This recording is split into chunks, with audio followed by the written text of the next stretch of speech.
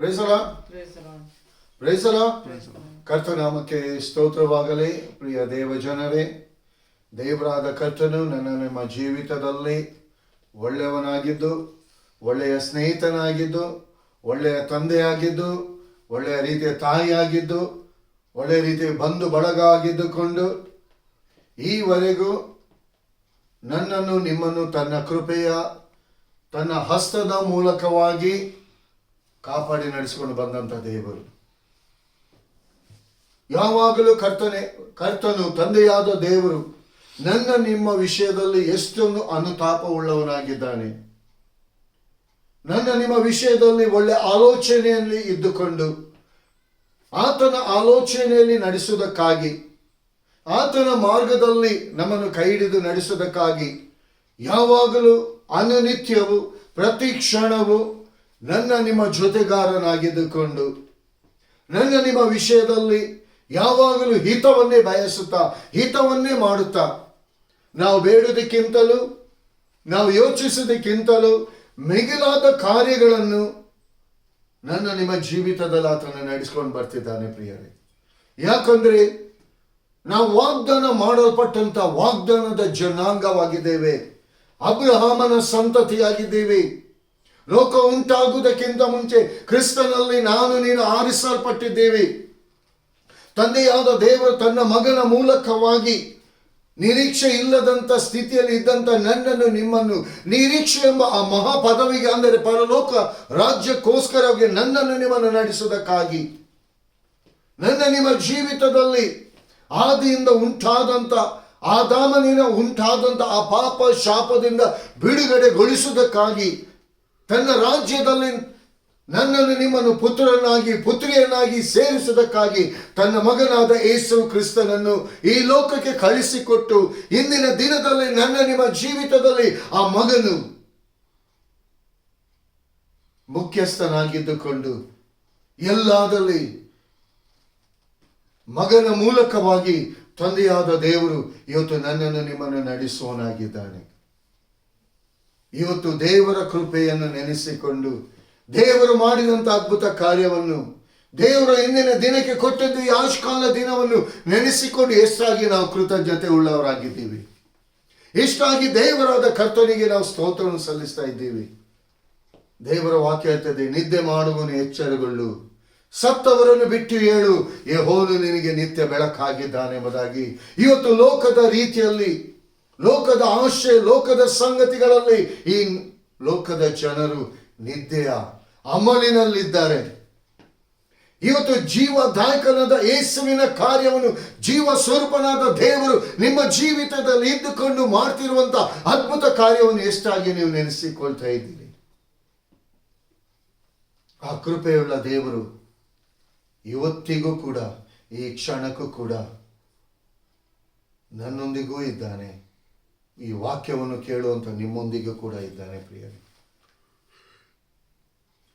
ಇವತ್ತು ಸೈತಾನನು ಏನು ಮಾಡಿಬಿಟ್ಟಿದ್ದಾನೆ ಎಂಬುದಾಗಿ ನೋಡುವುದಾದರೆ, ಲೋಕದ ಚಿಂತೆಗಳನ್ನೇ ತಂದು ಹಾಕಿ ಬಿಟ್ಟಿದ್ದಾನೆ.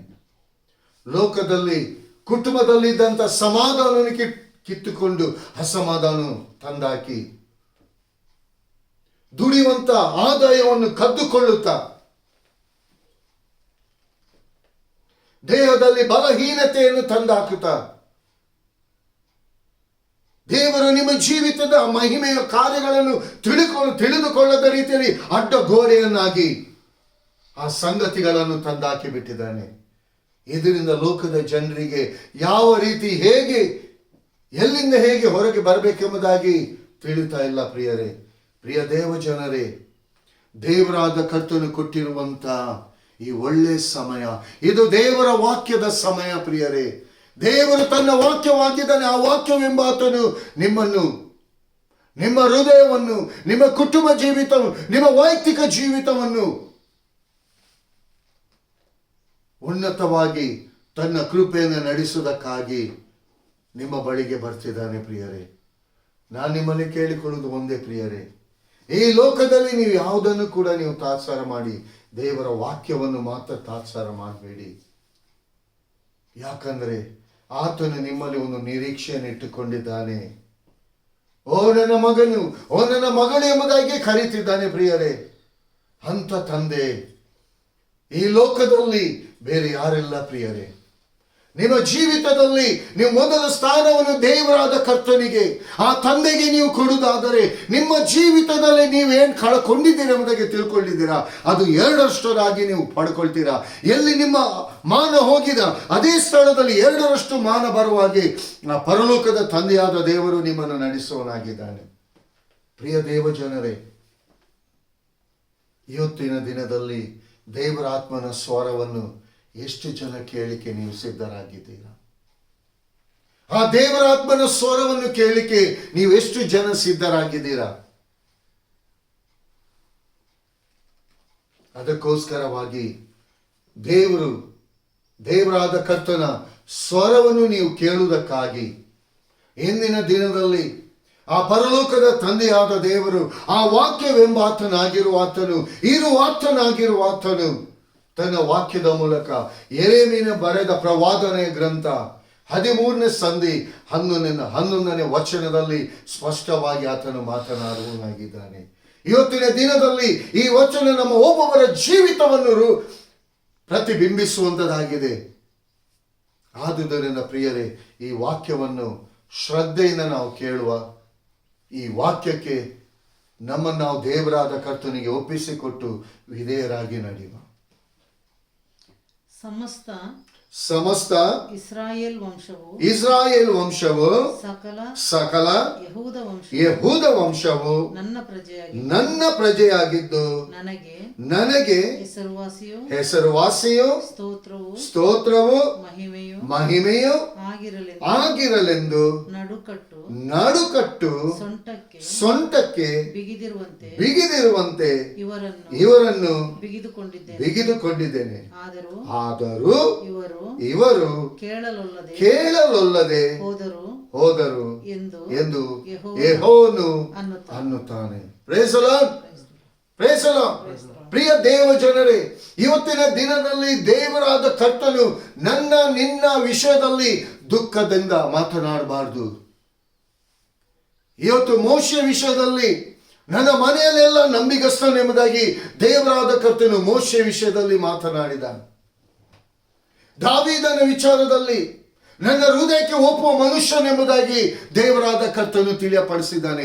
ದಾನಿಯೇಲನ ವಿಷಯದಲ್ಲಿ ನನ್ನ ಸ್ನೇಹಿತನೆಂಬುದಾಗಿ ಹೇಳ್ತಿದ್ದಾನೆ. ಪ್ರಿಯರೇ, ಯಾಕಂದ್ರೆ ಇವರು ದೇವರ ಆತ್ಮನಿಗೆ ಒಳಗಾಗಿ, ದೇವರ ಆತ್ಮನೊಂದಿಗೆ, ದೇವರ ಆತ್ಮನ ಅನ್ಯೋನ್ಯತೆಯಲ್ಲಿ ದೇವರ ಆತ್ಮನಿಗೆ ವಿಧೇಯರಾಗಿ ನಡೆದುಕೊಳ್ಳುವಂತ ದೇವರ ಮಕ್ಕಳಾಗಿದ್ದರು. ಇವತ್ತು ನಾನು ನೀವು ಕೂಡ ದೇವರ ಮಗನು ಮಗಳಾಗಿದ್ದೇವೆ. ಇಲ್ಲಿ ಇಸ್ರಾಯೇಲ್ ಜನರ ವಿಷಯದಲ್ಲಿ ಯೆಹೂದ ವಂಶದ ವಿಷಯದಲ್ಲಿ ಇಲ್ಲಿ ದೇವರಾದ ಕರ್ತನು ಮಾತನಾಡ್ತಿದ್ದಾನೆ. ಸಮಸ್ತ ಇಸ್ರಾಯೇಲ್ ವಂಶವು ಸಕಲ ಯೆಹೂದ ವಂಶವು ನನ್ನ ಪ್ರಜೆಯಾಗಿದ್ದು ನನಗೆ ಹೆಸರುವಾಸಿಯು. Price the lord. ಇಲ್ಲಿ ಇಸ್ರಾಯೇಲ್ ವಂಶ ಅಂದರೆ ಇಲ್ಲಿ ಅಬ್ರಹಾಮನ ಸಂತತಿ ಆಗಿರುವಂತ, ಅಬ್ರಹಾಮನ ಮೂಲಕ ಉಂಟಾಗಿರುವಂತ ಸಂತತಿ. ಹಲ್ಲೆಲೂಯಾ. ಅಬ್ರಹಾಮನ ಮಗನಾದ ಈಸಾಕನ ಮೂಲಕ, ಈಸಾಕನ ಮಗನು ಯಾರು? ಯಾಕೋಬನು. ಈ ಸಂತತಿ ಯಾವ ರೀತಿಯಾಗಿ ನಕ್ಷತ್ರದೋಪಾದಿಯಲ್ಲಿ ದೇವರಾದ ಕರ್ತನು ಏನು ವಾಗ್ದಾನ ಮಾಡಿದನ ಆ ವಾಗ್ದಾನದ ಸಂತತಿ. ಪ್ರಿಯರೇ, ಇವತ್ತು ಆ ಸಂತತಿಯ ವಿಚಾರದಲ್ಲಿ ಇಲ್ಲಿ ದೇವರಾದ ಕರ್ತನು ಹೃದಯ ನೊಂದುಕೊಳ್ತಿದ್ದಾನೆ. ದೇವರಾದ ಕರ್ತನು ಆರಿಸಿಕೊಂಡಂತ ಜನಾಂಗ ಇಸ್ರಾಯೇಲ್ ವಂಶದ ವಿಷಯದಲ್ಲಿ ಮಾತನಾಡ್ತಿದ್ದಾನೆ. ಯೆಹೂದ ವಂಶದ ವಿಷಯದಲ್ಲಿ ಮಾತನಾಡ್ತಿದ್ದಾನೆ.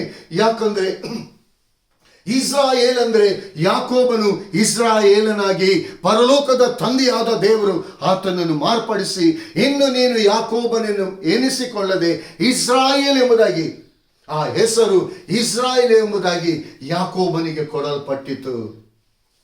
ಯಾಕಂದ್ರೆ ಆ ಯಾಕೋಬನಲ್ಲಿ ತಾಯಿಯ ಗರ್ಭದಲ್ಲಿ ಇರುವಾಗಲೇ, ಆ ಪಿಂಡವಾಗಿರುವಾಗಲೇ ದೇವರ ಚಿತ್ತ, ದೇವರ ಉದ್ದೇಶ ಯಾಕೋಬನಲ್ಲಿತ್ತು. ಪ್ರಿಯರೇ, ಆ ಮೂಲಕವಾಗಿ ಆ ಯಾಕೋಬನ ಮಕ್ಕಳಲ್ಲಿ ಯೆಹೂದ ವಂಶ. ಆ ಯಹೂದ ವಂಶದಲ್ಲಿ, ದಾವೀದನೆಂಬ ಕುಲದಲ್ಲಿ ಯೇಸು ಕ್ರಿಸ್ತನು ಈ ಲೋಕಕ್ಕೆ ತಂದೆಯಾದ ದೇವರು ತನ್ನ ಮಗನಾದ ಯೇಸು ಕ್ರಿಸ್ತನು ಆ ಯಹೂದ ವಂಶದಲ್ಲಿ, ಯಹೂದ ಕುಲದಲ್ಲಿ, ದಾವೀದನ ವಂಶದಲ್ಲಿ ಜನಿಸಿ ಬಂದ. ಇವತ್ತು ಅದೇ ಯೇಸು ಕ್ರಿಸ್ತನ ಮೂಲಕವಾಗಿ ಇವತ್ತು ತಂದೆಯಾದ ದೇವರಿಗೆ ನಾನು ನೀನು ಮಗನು ಮಗಳಾಗಿದೆ. ಅಲ್ಲಿಂದ ಸ್ಟಾರ್ಟ್ ಆದಂತ ಆ ಕನೆಕ್ಷನ್, ಆ ಕನೆಕ್ಟಿಂಗ್ ಇವತ್ತು ನಾನು ನೀವು ಯಾರಿಗೂ ತಂದೆಯಾದ ದೇವರಿಗೆ ನಾವು ಬೇಡವಾಗಿದ್ದೆವು, ಪಾಪದ ಜೀವಿತದಲ್ಲಿ ನಾಶವಾಗ್ತಿದ್ದೆವು. ಆದರೆ ತಂದೆಯಾದ ದೇವರು ತನ್ನ ಮಗನ ಮೂಲಕ, ಲೋಕ ಉಂಟಾಗುವುದಕ್ಕಿಂತ ಮುಂಚೆ ತಂದೆಯಾದ ದೇವರು ತನ್ನ ಮಗನಾದ ಯೇಸು ಕ್ರಿಸ್ತನಲ್ಲಿ ನನ್ನನ್ನು ನಿಮ್ಮನ್ನು ಆರಿಸಿಕೊಂಡಿದ್ದಾನೆ. ಇಲ್ಲಿ ದೇವರಾದ ಕರ್ತನೆ ಅವ್ರು ಹೇಳ್ತಿದ್ದಾನೆ, ಅವರು ನನ್ನ ಹೆಸರುವಾಸಿ. ಅಂದ್ರೆ ಇಲ್ಲಿ ದೇವರಾದ ಕರ್ತನ ನಾಮವನ್ನು ಅವರು ಘನಪಡಿಸಬೇಕಾಗಿತ್ತು. ಅವರು ನನಗೆ ಹೆಸರುವಾಸಿ ಅಂದ್ರೆ ಇಲ್ಲಿ ದೇವರಾದ ಕರ್ತನು ಅವರ ವಿಷಯದಲ್ಲಿ ತಿಳಿಯಪಡಿಸ್ತಿದ್ದಾನೆ ಸ್ಪಷ್ಟವಾಗಿ. ಯಹೂದ ವಂಶವು ನನ್ನ ಪ್ರಜೆಯಾಗಿದ್ದು ನನಗೆ ಹೆಸರುವಾಸಿಯು, ಸ್ತೋತ್ರವು, ಮಹಿಮೆಯು ಆಗಿರಲೆಂದು ನಡುಕಟ್ಟನ್ನು ಸೊಂಟಕ್ಕೆ ಬಿಗಿದಿರುವಂತೆ ಇವರನ್ನು ಬಿಗಿದುಕೊಂಡಿದ್ದೇನೆ. ಆದರೂ ಇವರು ಕೇಳಲೊಲ್ಲದೆ ಹೋದರು ಎಂದು ಯೆಹೋವನು ಅನ್ನುತ್ತಾನೆ ಎಂಬುದಾಗಿ ಇಲ್ಲಿ ದೇವರ ವಾಕ್ಯ ಎಷ್ಟೊಂದು ಸ್ಪಷ್ಟವಾಗಿ ತಿಳಿಯಪಡಿಸ್ತಾ ಇದೆ ಪ್ರಿಯರೇ. ಇವತ್ತು ದೇವರಾದ ಕರ್ತನು ಈ ಇಸ್ರಾಯೇಲ್ ವಂಶದಲ್ಲಿ ಆಗಲಿ, ಯಹೂದ ವಂಶದಲ್ಲಿ ಆಗಲಿ, ಇವತ್ತು ನನ್ನ ನಿಮ್ಮ ಜೀವಿತದಲ್ಲಿ ನಾನು ನೀವು ಕೂಡ ದಾವೀದನ ಕುಲದಲ್ಲಿ ಯೇಸು ಕ್ರಿಸ್ತನ ಮೂಲಕ ನಾನು ನೀವು ಜನಿಸಲ್ಪಟ್ಟಿದ್ದೀವಿ. ಇವತ್ತು ನನ್ನ ನಿನ್ನ ಪಾಪಗಳು, ಶಾಪಗಳು ಯೇಸು ಕ್ರಿಸ್ತನ ಮೂಲಕ ಆ ಶಿಲುಬೆಯ ಮರಣದ ಮೂಲಕವಾಗಿ ಇವತ್ತು ಶುದ್ಧೀಕರಿಸಲ್ಪಟ್ಟು ಇವತ್ತು ಆ ಜನಾಂಗಕ್ಕೆ, ಆ ಕುಲಕ್ಕೆ ನನ್ನನ್ನು ನಿಮ್ಮನ್ನು ಕೂಡ ಸೇರಿಸಿದ್ದಾನೆ. ಇವತ್ತು ನನ್ನ ನಿಮ್ಮ ಮೂಲಕ ಇವತ್ತು ಆ ಯಹೂದ ಕುಲದಲ್ಲಿ, ಆ ಇಸ್ರಾಯೇಲ್ ವಂಶದಲ್ಲಿ ಕೂಡ ದೇವರಾದ ಕರ್ತನು ಹೆಸರುವಾಸಿಯಾಗಿದ್ದಂತೆ. ಆದರೆ ಹೆಸರುವಾಸಿಯಾಗಿದ್ದ ನನಗೆ ಹೆಸರುವಾಸಿ ಅಂದ್ರೆ ದೇವರಾದ ಕರ್ತನು ಅವರಲ್ಲಿ ಒಳ್ಳೆಯದನ್ನೇ ಬಯಸ್ತಿದ್ದ. ಆದರೆ ಅವರ ಜೀವಿತದಲ್ಲಿ ಅವರು ಯಾವ ರೀತಿಯಾಗಿ ಅವರ ಜೀವಿತದಲ್ಲಿ ನಡ್ಕೊಂಡ್ರು ಎಂಬುದಾಗಿ ಇಲ್ಲಿ ದೇವರಾದ ಕರ್ತನು, ದೇವರ ಹೃದಯ ಅವರ ವಿಷಯದಲ್ಲಿ ನೊಂದುಕೊಳ್ತಾ ಇದೆ ಪ್ರಿಯರೇ. ಅವರ ಸ್ತೋತ್ರವನ್ನು, ಮಹಿಮೆ, ಈ ಸ್ತೋತ್ರ ಅಂದ್ರೆ ನಾವು ದೇವರಾದ ಕರ್ತನನ್ನು ಮಹಿಮೆ ಕೊಂಡಾಡುವಂಥದ್ದು. ಅಂದರೆ ನನ್ನ ನಿಮ್ಮ ಜೀವಿತದಲ್ಲಿ ಪ್ರಿಯ ದೇವ ಜನರೇ, ಪ್ರತಿ ನಿತ್ಯವೂ ಪ್ರತಿಯೊಂದು ಕ್ಷಣದಲ್ಲಿ, ಒಂದು ಕ್ಷಣದಲ್ಲಿ ಒಂದು ಮನುಷ್ಯನ ಜೀವಿತದಲ್ಲಿ ಏನಾಗಿ ಹೋಗ್ತದೆ ಎಂಬುದಾಗಿ ಗೊತ್ತಿಲ್ಲ ಪ್ರಿಯರೇ.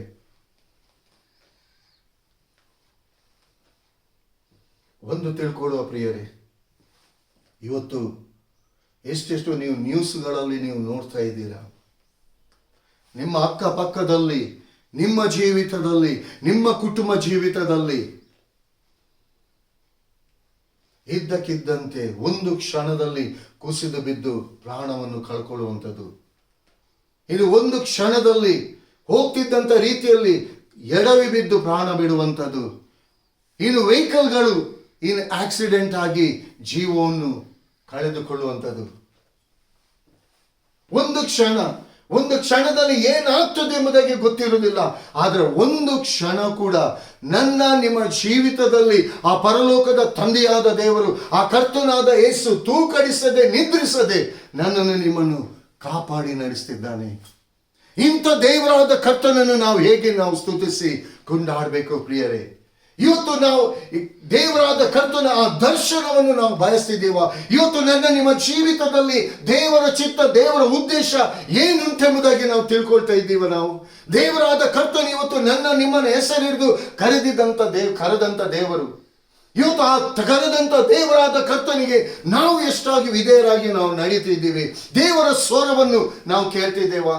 ದೇವರ ವಾಕ್ಯದಲ್ಲಿ ದೇವರಾದ ಕರ್ತನನ್ನು ಎಷ್ಟು ನಾವು ಘನಪಡಿಸ್ತಿದ್ದೀವಿ. ಇವತ್ತು ಆ ಮಹಿಮೆ ಇಲ್ಲದಂತ ನನ್ನನ್ನು ನಿಮ್ಮನ್ನು ಪರಲೋಕದ ತಂದೆಯಾದ ದೇವರು ತನ್ನ ಪರಲೋಕದ ಮಹಿಮೆಯಲ್ಲಿ ನಮ್ಮನ್ನು ಸೇರಿಸಿಕೊಂಡಿದ್ದಾನೆ. ಆ ಮಹಿಮೆಯನ್ನು ನಾವು ಧರಿಸಿಕೊಂಡಿದ್ದೇವೆ. ಆ ಧರಿಸಿಕೊಂಡಂತ ಮಹಿಮೆ ಇವತ್ತು ನಿಮಗೆ ಗೊತ್ತಿದೆಯಾ?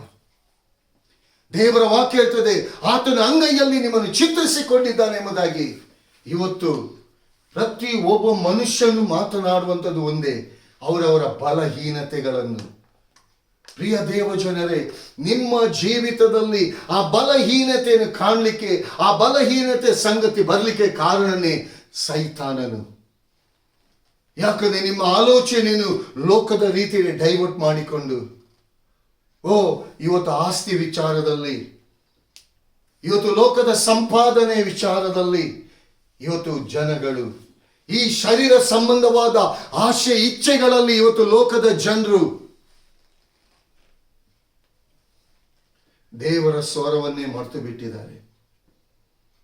ಆದರೆ ಒಂದು ಸತ್ಯ ಪ್ರಿಯರೇ, ದೇವರು ಕೊಟ್ಟಿರುವಂತಹ ಅವಕಾಶವನ್ನು ಕಳ್ಕೊಂಡ ನಂತರ ಅಯ್ಯೋ ದೇವರೆಂಬುದಾಗಿ ಹೇಳಿಕೊಂಡ್ರು ಕೂಡ ಆ ಸಮಯ ಬರಲಿಕ್ಕೆ ಸಾಧ್ಯ ಇಲ್ಲ. ಇವತ್ತು ಸೈತಾನನು ಎಷ್ಟೋ ಕುಟುಂಬ ಜೀವಿತದಲ್ಲಿ ಸಮಾಧಾನವನ್ನು ಕದ್ದುಕೊಂಡಿದ್ದಾನೆ. ಕುಟುಂಬದ ಅನ್ಯೋನ್ಯತೆ ಇಲ್ಲ, ಗಂಡ ಹೆಂಡತಿಯಲ್ಲಿ ಅನ್ಯೋನ್ಯತೆ ಇಲ್ಲ, ತಂದೆ ಮಕ್ಕಳಲ್ಲಿ, ತಾಯಿ ಮಕ್ಕಳಲ್ಲಿ ಆ ಅನ್ಯೋನ್ಯತೆ, ಆ ಬಾಂಧವ್ಯವೇ ಇಲ್ಲದ ರೀತಿಯಲ್ಲಿ ಆ ರಿಲೇಶನ್ಶಿಪ್ ಅನ್ನೇ ಸೈತಾನ ಕಟ್ ಮಾಡಿಬಿಟ್ಟಿದ್ದಾನೆ. ಇವತ್ತು ಪ್ರತಿ ಒಬ್ಬೊಬ್ಬನು ಮಾತನಾಡುವಂಥದ್ದು ಲೋಕದ ಸಂಗತಿಗಳನ್ನೇ, ಲೋಕದ ಕಷ್ಟ, ದೇಹದ ಬಲಹೀನತೆ, ಇನ್ನು ಕೆಲಸ ಕಾರ್ಯದ ವಿಚಾರದಲ್ಲಿ, ಇನ್ನು ನಮ್ಮ ಮುಂದಿನ ಭವಿಷ್ಯತ್ತು ವಿಷಯ ಏನಾಗು. ಇವತ್ತಿನ ದಿನದಲ್ಲಿ ದೇವರಾದ ಕರ್ತನು ನಿನ್ನನ್ನು ಏನು ಇಟ್ಟಿದ್ದಾನೆ ಅದರಲ್ಲಿ ನೀನು ಸಂತೋಷ ಪಡು. ನಾಳಿನ ದಿನವನ್ನು ದೇವರಾದ ಕರ್ತನನ್ನು ರೂಪಿಸಿ ನಿನಗೆ ಕೊಡ್ತಾನೆ. ಇವತ್ತಿನ ದಿನದಲ್ಲಿ ನಿನ್ನ ಜೀವಿತದಲ್ಲಿ ಕರ್ತನಲ್ಲಿ ನಿನ್ನ ಕರ್ತವ್ಯ ಏನುಂಟು ಅದು ಮೊದಲಾಗಿ ನೀನು ಮಾಡು. ಕರ್ತನಿಗೆ ನಿನ್ನ ಜೀವಿತದಲ್ಲಿ, ನಿಮ್ಮ ಕುಟುಂಬ ಜೀವಿತದಲ್ಲಿ, ನಿಮ್ಮ ವೈಯಕ್ತಿಕ ಜೀವಿತದಲ್ಲಿ ದೇವರಾದ ಕರ್ತನಿಗೆ ಯಾವ ರೀತಿಯಾಗಿ ಮಹಿಮೆ ಪಡಿಸಲಿಕ್ಕೆ ಉಂಟೋ ಆ ರೀತಿ ಫಸ್ಟ್ ಆಗಿ ನೀವು ಮಹಿಮೆ ಪಡಿಸಿ ಪರಲೋಕದ ತಂದೆಯಾದ ದೇವರಿಗೆ ಸ್ತೋತ್ರವನ್ನು ಸಲ್ಲಿಸಿ ಪ್ರಿಯರೇ. ಯಾಕಂದ್ರೆ ಒಂದು ಕ್ಷಣದಲ್ಲಿ ನಿಮ್ಮ ಜೀವಿತದಲ್ಲಿ ಏನಾಗ್ತದೆ ಎಂಬುದಾಗಿ ಗೊತ್ತಿಲ್ಲ, ಆದರೆ ಒಂದು ಕ್ಷಣದಲ್ಲಿ ಏನಾಗ್ತದೆ ಎಂದು ಪರಲೋಕದ ತಂದೆಯಾದ ದೇವರಿಗೆ ಗೊತ್ತಿದೆ. ಆ ವಾಕ್ಯವೆಂಬಾತನಿಗೆ ಗೊತ್ತಿದೆ ಪ್ರಿಯರೇ. ಇವತ್ತಿನ ದಿನದಲ್ಲಿ ಇಸ್ರಾಯೇಲ್ ಯಹೂದ ವಂಶದ ವಿಚಾರದಲ್ಲಿ ಆತನು ನೊಂದುಕೊಳ್ತಿದ್ದಾನೆ. ಅವರು ನನಗೆ ಸ್ತೋತ್ರವು ಮಹಿಮೆಯು ಆಗಿರಲೆಂದು, ಆದರೂ ಕೂಡ ಇವರು ನನ್ನ ಮಾತಿಗೆ ಕೇಳಲೊಲ್ಲದವರು ಎಂಬುದಾಗಿ ದೇವರಾದ ಕರ್ತನು ನೊಂದುಕೊಳ್ತಿದ್ದಾನೆ. ಪ್ರಿಯ ದೇವಜನರೇ, ನಿಮಗೆ ಆಯುಷ್ಕಾಲವನ್ನು ಕೊಟ್ಟು ನಿಮ್ಮ ಜೀವಿತದಲ್ಲಿ ಒಂದೊಂದು ದಿನವನ್ನು ತನ್ನ ಕಣ್ಣ ಗುಡ್ಡಿನೋಪಾದಿಯಲ್ಲಿ ಕಾಯ್ತಾ, ನೆರಳಿನೋಪಾದಲ್ಲಿ ಇದ್ದುಕೊಂಡು ನಿಮ್ಮ ದಿನನಿತ್ಯಕ್ಕೆ ಬೇಕಾದಂಥ ಆಶೀರ್ವಾದಗಳನ್ನು ಕೊಟ್ಟು, ನೀವು ಉಣ್ಣುವಂತ ಅನ್ನಪಾನಗಳನ್ನು ಆಶೀರ್ವದಿಸಿ ಕೊಡುತ್ತಾ, ನೀವು ಹೋಗುವಂತ ಬರುವಂತ ಎಲ್ಲ ಸ್ಥಳಗಳಲ್ಲಿ ನಿಮ್ಮ ಮುಂದುಗಡೆ ಚಲಿಸುತ್ತಾ, ನಿಮ್ಮ ಜೀವಿತದಲ್ಲಿ ಇದ್ದಂತೆ ಎಲ್ಲ ಪ್ರಾಬ್ಲಮ್ಸಿನ ದಿಣ್ಣೆಗಳನ್ನು ಮುರಿದಾಕುತ್ತಾ ನಿಮ್ಮ ಜೀವಿತವನ್ನು ಆಶೀರ್ವದಿಸಿ ನಡೆಸಿಕೊಂಡು ಬರ್ತಿರುವಂತ ಆ ಪರಲೋಕದ ತಂದೆಯಾದ ದೇವರನ್ನು ನೀವು ಹೇಗೆ ಘನಪಡಿಸ್ತಾ ಇದ್ದೀರಿ? ಇವತ್ತು ನಿಮ್ಮ ಜೀವಿತದಲ್ಲಿ ಪ್ರಿಯರೇ, ಲೋಕದ ಸಂಗತಿಗಳಿಗೆ ಎಲ್ಲವನ್ನು ಪ್ರಾಮುಖ್ಯತೆಯನ್ನು ಕೊಡ್ತಾ ಇದ್ದೀರಿ. ದೇವರಾದ ಕರ್ತನಿಗೆ ನಿಮ್ಮ ಜೀವಿತದಲ್ಲಿ ಯಾವ ಪ್ರಾಮುಖ್ಯತೆಯನ್ನು ಕೊಡ್ತಾ ಇದ್ದೀರಿ? ದೇವರ ಆತ್ಮನ ಸ್ವರವನ್ನು ನೀವು ಕೇಳ್ತಾ ಇದ್ದೀರಾ? ಆ ಒಂದು ಸ್ವರ ನೀವು ಕೇಳುವುದಾದರೆ ನಿಮ್ಮ ಜೀವಿತವೇ ಮಾರ್ಪಾಡಾಗಿ ಹೋಗ್ತದೆ. ಆ ಒಂದು ವಿಷನ್, ಒಂದು ದರ್ಶನವನ್ನು ನೀವು ದೇವರಾತ್ಮನಲ್ಲಿ ಬಯಸ್ತಾ ನೀವು ಕೇಳುವುದಾದರೆ ದೇವರು ನಿಮ್ಮ ಜೀವಿತದಲ್ಲಿ ಮಾಡಿದಂಥ ವಾಗ್ದಾನ ಅದು ನೆರವೇರುವಂಥದ್ದಾಗಿದೆ. ಯಾಕಂದರೆ ಪ್ರಿಯರೇ, ಇವತ್ತು ದೇವರ ವಾಗ್ದಾನ ನೆರವೇರದ ರೀತಿಯಲ್ಲಿ ಸೈತಾನನು ಕದ್ದುಕೊಳ್ಳುವನಾಗಿದ್ದಾನೆ. ಇವತ್ತು ನಿಮ್ಮ ಜೀವಿತವನ್ನು ಕದ್ದುಕೊಳ್ತಿದ್ದಾನೆ, ನಿಮ್ಮ ಆಲೋಚನೆಯನ್ನು ಕದ್ದುಕೊಳ್ತಿದ್ದಾನೆ, ನಿಮ್ಮ ಮಾರ್ಗವನ್ನು ಕದ್ದುಕೊಳ್ತಿದ್ದಾನೆ. ಪ್ರಿಯ ದೇವಜನರೇ, ಲೋಕ ಸಂಬಂಧವಾದದ್ದು ಯಾವುದು ನಿಮ್ಮನ್ನು ಆತ್ಮನ ಮೂಲಕ ನಡೆಸಲಿಕ್ಕೆ ಸಾಧ್ಯ ಇಲ್ಲ. ಆತ್ಮನ ಸಂಗತಿಗಳು ಲೋಕದ ಸಂಗತಿಗಳಲ್ಲಿ ಆಶೀರ್ವದಿಸಿ ನಡೆಸಲಿಕ್ಕೆ ಮಾತ್ರ ಎಲ್ಲವೂ ಸಾಧ್ಯವಾದದ್ದು. ನಿಮ್ಮಲ್ಲಿರುವಂತಹ ಬಲಹೀನತೆಗಳನ್ನು ನೀವು ನೋಡಬೇಡಿ ಪ್ರಿಯರೇ. ನಿಮ್ಮ ಜೀವಿತದಲ್ಲಿ ಬಲವಾಗಿರುವಂತಹ ಕ್ರಿಸ್ತನನ್ನು ನಿಮ್ಮ ಜೀವಿತದಲ್ಲಿ ಮುಂದಿಟ್ಟುಕೊಂಡು ನೀವು ನೋಡಿ, ಆತನ ಬಲವನ್ನು ನೀವು ಆಶ್ರಯಿಸಿ ಆತನ ಸಮೀಪಕ್ಕೆ ನೀವು ಬನ್ನಿ. ನಿಮ್ಮ ಹೃದಯದ ಸಾರವನ್ನು ಎಂಬಂತೆ ಆತನ ಮುಂದೆ ನಿಮ್ಮ ಜೀವಿತದಲ್ಲಿ ಏನೇ ಕಷ್ಟಗಳಿರ್ಬೋದು, ಅದು ಮನುಷ್ಯರಿಂದ ಬಗೆಹರಿಸಲಾಗದಂತ ಆ ಕಷ್ಟಗಳಿರ್ಬೋದು, ಯಾರು ನಿಮಗೆ ಸಹಾಯನು ಮಾಡದಂತ ಆ ಪರಿಸ್ಥಿತಿಯಲ್ಲಿ ನೀವಿರ್ಬೋದು, ಎಲ್ಲರೂ ನಿಮ್ಮನ್ನು ದೋಷಿ ಎಂಬುದಾಗಿ ನಿಮ್ಮನ್ನು ಖಂಡಿಸ್ತಿರ್ಬೋದು, ನಿಮ್ಮ ಬಗ್ಗೆ ಅವಮಾನದ ನಿಂದೆಗಳ ಮಾತುಗಳನ್ನು ಆಡ್ತಿರ್ಬೋದು ಪ್ರಿಯರೇ.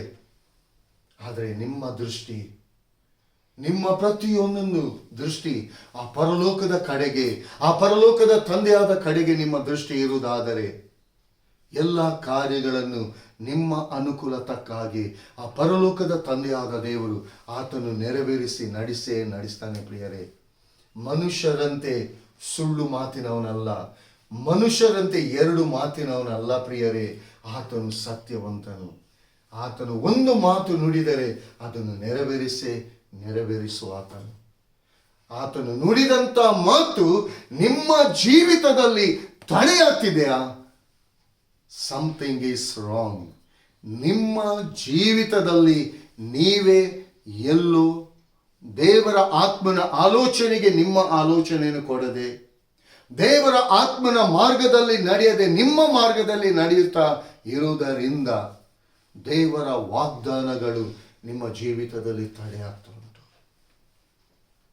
ಪ್ರಿಯ ದೇವ ಜನರೇ, ನಿಮ್ಮ ಪ್ರಾಣ, ನಿಮ್ಮ ಆತ್ಮ, ನಿಮ್ಮ ಶರೀರ ಇದು ದೇವರ ಆತ್ಮನಿಗೆ ಮೀಸಲಾಗಿದೆ. ಈ ಮೂರು ಸಂಗತಿಗಳು ದೇವರ ಆತ್ಮನಿಗೆ ಮಾತ್ರ ಮೀಸಲಾಗಿದೆ. ದೇವರ ಆತ್ಮನು ವಾಸಿಸುವಂತ ಆ ಗರ್ಭಗುಡಿಯಾಗಿದೆ ನಿಮ್ಮ ದೇಹ. ಪ್ರಿಯ ದೇವ ಜನರೇ, ನಿಮ್ಮ ಜೀವಿತವೆಂಬ ದೇಹ ಎಂಬ ಗುಡಾರ ದೇವರ ಗರ್ಭಗುಡಿ ಆಗಿರಬೇಕಾದರೆ ಮೊದಲ ಸ್ಥಾನವನ್ನು ನೀವು ದೇವರಾದ ಕರ್ತನಿಗೆ ಕೊಡುವಾಗ, ದೇವರ ಆತ್ಮನ ಮಾತಿಗೆ ನೀವು ವಿಧೇಯರಾಗಿ ನೀವು ನಡೆಯುವಾಗ, ನಿಮ್ಮ ಜೀವಿತದಲ್ಲಿ ಪ್ರಾಮುಖ್ಯವಾದದ್ದು ಪ್ರಾರ್ಥನೆ, ದೇವರ ವಾಕ್ಯ ನಿಮ್ಮ ಜೀವಿತದಲ್ಲಿ ಆಗಿರುವುದಾದರೆ ನಿಮ್ಮ ಜೀವಿತದಲ್ಲಿ ಎಂಥ ದೊಡ್ಡ ಮರಣಕರವಾದ ರೋಗವೇ ಆಗಿರ್ಬೋದು, ಅದು ಕ್ಷಣ ಮಾತ್ರದಲ್ಲಿ ಆ ಸ್ಥಳವನ್ನೇ ಬಿಟ್ಟು ಹೋಗ್ತದೆ.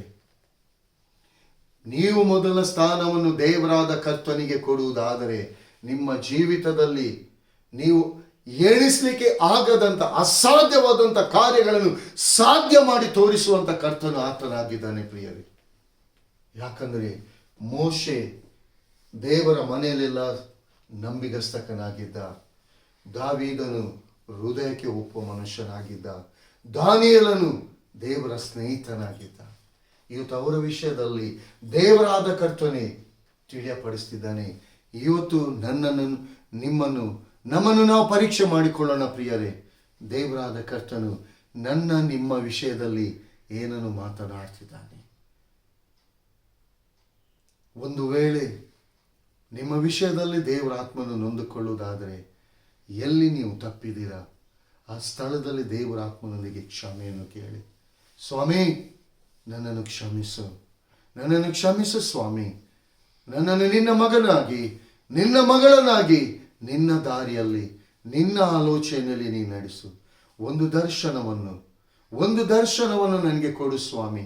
ನಿನ್ನ ವಾಗ್ದಾನ ನನ್ನ ಜೀವಿತದಲ್ಲಿದೆ, ಅದು ನೆರವೇರಿಸು ಸ್ವಾಮಿ ಎಂಬುದಾಗಿ ಯಥಾರ್ಥವಾದ ಹೃದಯದಿಂದ ದೇವರ ಬಳಿಗೆ ಬರುವಾಗ ಲೋಕದ ಸಂಗತಿಗಳನ್ನು ಬದಿಗಿಡಿ ದೇವರ ಆತ್ಮನನ್ನೇ ದೃಷ್ಟಿಸಿ ನೋಡಿ, ಆತನಿಗೆ ನೀವು ಸಮಯವನ್ನು ಕೊಡುವುದಾದರೆ, ಆತನ ಮೊರೆ ಹೊಕ್ಕುವುದಾದರೆ, ಆತನ ಮಾತಿಗೆ ನೀವು ವಿಧೇಯರಾಗುವುದಾದರೆ, ನಿಮ್ಮ ಜೀವಿತದಲ್ಲಿ ನೀವೇನನ್ನು ಕಳಕೊಂಡಿದ್ದೀರೋ ಅದನ್ನು ಎರಡರಷ್ಟಾಗಿ ದೇವರ ಆತ್ಮನ ಮೂಲಕವಾಗಿ ನೀವು ಹೊಂದಿಕೊಳ್ತೀರಾ ಪ್ರಿಯರೇ.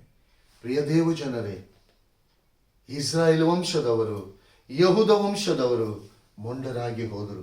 ಆದರೂ ಕೂಡ ದೇವರಾದ ಸೊಂಟಕ್ಕೆ ನಡುಕಟ್ಟನ್ನು ಕಟ್ಟಿ ಬಿಗಿಯಾಗಿ ಕಟ್ಟಿದ್ದಂತೆ ಇವತ್ತು ನನ್ನನ್ನು ನಿಮ್ಮನ್ನು ದೇವರಾದ ಕರ್ತನು ಬಿಗಿಯಾಗಿ ಹಿಡ್ಕೊಂಡಿದ್ದಾನೆ. ಆ ಬಿಗಿಯಾಗಿ ಹಿಡ್ಕೊಂಡ ಹಸ್ತದಿಂದ ನಮ್ಮನ್ನು ನಾವು ತಪ್ಪಿಸಿಕೊಳ್ಳುವುದು ಬೇಡ. ಆತನ ಹಸ್ತದಲ್ಲೇ ಇರುವ ಪ್ರಿಯರೇ, ಆತನ ಹಸ್ತದಲ್ಲಿರುವಾಗ ವೈರಿನ ಒಂದು ತಲೆ ಕೂದಲನ್ನು ಕೂಡ ಟಚ್ ಮಾಡಲಿಕ್ಕೆ ಸಾಧ್ಯ ಇಲ್ಲ. ಆ ನಡುಕಟ್ಟು ದೇವರ ಹಸ್ತವಾಗಿದೆ ಪ್ರಿಯರೇ. ಆ ನಡುಕಟ್ಟು ದೇವರ ಹಸ್ತವಾಗಿದೆ. ಆತನ ಅಂಗೈಯಲ್ಲಿ ಚಿತ್ರಿಸಿಕೊಂಡು ತನ್ನ ಎದೆಗೆ ಅಪ್ಪಿಕೊಂಡಿದ್ದಾನೆ. ಪ್ರಿಯ ದೇವ ಜನರೇ, ಇಂಥ ಈ ಅವಕಾಶನು, ಇಂಥ ಈ ಸಮಯವನ್ನು ವ್ಯರ್ಥ ಮಾಡಿಕೊಳ್ಬೇಡಿ, ಹಾಳು ಮಾಡಬೇಡಿ ಪ್ರಿಯರೇ. ಲೋಕದ ಯಾವುದೇ ಸಂಗತಿಗಳನ್ನು ಬದಿಗಿಡಿ. ದೇವರ ಆತ್ಮನ ಬಳಿಗೆ ನೀವು ಬರುವುದಾದರೆ, ದೇವರ ವಾಕ್ಯವನ್ನು ಕೇಳುವುದಾದರೆ, ಪರಿಶುದ್ಧಾತ್ಮನು ನಿಮ್ಮ ಹೃದಯಗಳಲ್ಲಿ ಈ ವಾಕ್ಯದ ಮೂಲಕ ನಿಮ್ಮೊಂದಿಗೆ ಮಾತನಾಡಲಿಕ್ಕಿದ್ದಾನೆ. ನಿಮ್ಮ ಜೀವಿತವನ್ನು ಬದಲಾಯಿಸಲಿಕ್ಕಿದ್ದಾನೆ. ನಿಮ್ಮ ಜೀವಿತವನ್ನು ಕಟ್ಟುವುದಕ್ಕಾಗಿ, ನೀವು ಕಳಕೊಂಡದ್ದನ್ನು ಎರಡರಷ್ಟಾಗಿ ನಿಮಗೆ ಕೊಡುವುದಕ್ಕಾಗಿ ನಿಮ್ಮ ಬಳಿಗೆ ಬರುವವನಾಗಿದ್ದಾನೆ. ಈ ಅವಕಾಶವನ್ನು ಮಿಸ್ಯೂಸ್ ಮಾಡಿಕೊಳ್ಬೇಡಿ. ಈ ಅವಕಾಶವನ್ನು ಉಪಯೋಗಿಸಿಕೊಳ್ಳಿ ಪ್ರಿಯರೇ. ದೇವರ ತ್ರಾಣೋಳ ಹಸ್ತದ ಕೆಳಗೆ ನಿಮ್ಮನ್ನು ನೀವು ತಗ್ಗಿಸಿಕೊಳ್ಳಿ. ದೇವರ ಹಸ್ತದ ಮೂಲಕ ನಡೆಸುವುದಕ್ಕಾಗಿ ನಿಮ್ಮನ್ನು ಒಪ್ಪಿಸಿಕೊಡಿ ಪ್ರಿಯರೇ. ದೇವರಾದ ಕರ್ತನು ವಿಶೇಷವಾದ ರೀತಿಯಲ್ಲಿ ತನ್ನ ಆತ್ಮನ ಮೂಲಕವಾಗಿ ನಿಮ್ಮನ್ನು ತನ್ನ ಕೃಪೆಯನ್ನು ನಡೆಸೋನಾಗಿದ್ದಾನೆ.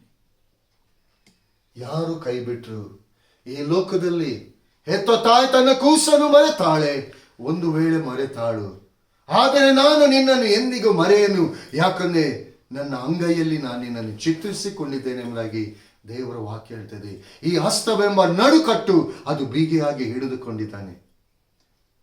ಆತನು ತೂಕಡಿಸುವಂತ ನಿದ್ರಿಸುವಂತ ದೇವರಲ್ಲ, ಬಲಗಡೆಯಲ್ಲಿ ನೆರಳಿನೋಪಾದಿದ್ದು ಕಾಪಾಡಿ ನಡೆಸುವಂತ ದೇವರಾಗಿದ್ದಾನೆ ಪ್ರಿಯರೇ. ಯಾರು ಮರ್ತರು ಕೂಡ, ಎಲ್ಲರೂ ನನ್ನನ್ನು ಕೈ ಬಿಟ್ಟರು, ಯಾರು ನಮಗೆ ಸಹಾಯಕರಿಲ್ಲ, ನಾವೀ ಕಷ್ಟದಲ್ಲಿದ್ದೇವೆ ಎಂಬುದಾಗಿ ನೀವು ಅಂದುಕೊಳ್ತಿರ್ಬೋದು. ಒಂದು ವೇಳೆ ನೀವು ರೋಗದಲ್ಲಿ ನೀವು ಬಿದ್ದಿರುವಂಥವರು, ನಮ್ಮಲ್ಲಿ ಹಣ ಇಲ್ಲ, ಮೆಡಿಸಿನ್ ತರಲಿಕ್ಕೆ ಹಣ ಇಲ್ಲ ಎಂಬುದಾಗಿ ನೀವು ಅಂತಿರ್ಬೋದು. ಆದರೆ ನಿಮಗೆ ಮೆಡಿಸಿನ್ ಬೇಡ. ದೇವರ ಬಾಯಿಂದ ಹೊರಡುವಂತ ಆ ಒಂದು ಮಾತು ನಿಮ್ಮ ರೋಗವನ್ನೇ ಗುಣಪಡಿಸ್ತದೆ. ಯಾಕಂದರೆ ಆ ಪರಲೋಕದ ತಂದೆಯಾದ ದೇವರು ವೈದ್ಯರ ವೈದ್ಯಗಾರನು, ಘನ ವೈದ್ಯನು ನಿಮ್ಮ ಜೀವಿತದಲ್ಲಾಗಿ, ನಿಮ್ಮ ಜೀವಿತದಲ್ಲಿ ಮಧ್ಯ ಪ್ರವೇಶಿಸಿ ನಿಮ್ಮನ್ನು ಕಾಪಾಡಿ ನಡೆಸ್ತಾನೆ, ನಿಮ್ಮನ್ನು ಗುಣಪಡಿಸ್ತಾನೆ. ನೀವು ಕಳ್ಕೊಂಡಂತ ಆಶೀರ್ವಾದನು ಎರಡರಷ್ಟಾಗಿ ಕೊಡ್ತಾನೆ. ಎಲ್ಲಿ ನಿಮ್ಮ ಮಾನ ಹೋಗಿದೋ ಅಲ್ಲೇ ಅದೇ ಸ್ಥಳದಲ್ಲಿ ಎರಡರಷ್ಟು ಮಾನ ಬರುವ ಹಾಗೆ ಆತನು ನಿಮ್ಮನ್ನು ನಡೆಸ್ತಾನೆ. ಪ್ರಿಯರೇ, ನಾನು ಕೇಳಿಕೊಳ್ಳುವುದು ಒಂದೇ, ಈ ಅವಕಾಶವನ್ನು ದುರುಪಯೋಗ ಪಡಿಸಿಕೊಳ್ಬೇಡಿ, ಉಪಯೋಗ ಪಡಿಸಿಕೊಳ್ಳಿ, ಸದುಪಯೋಗ ಪಡಿಸಿಕೊಳ್ಳಿ.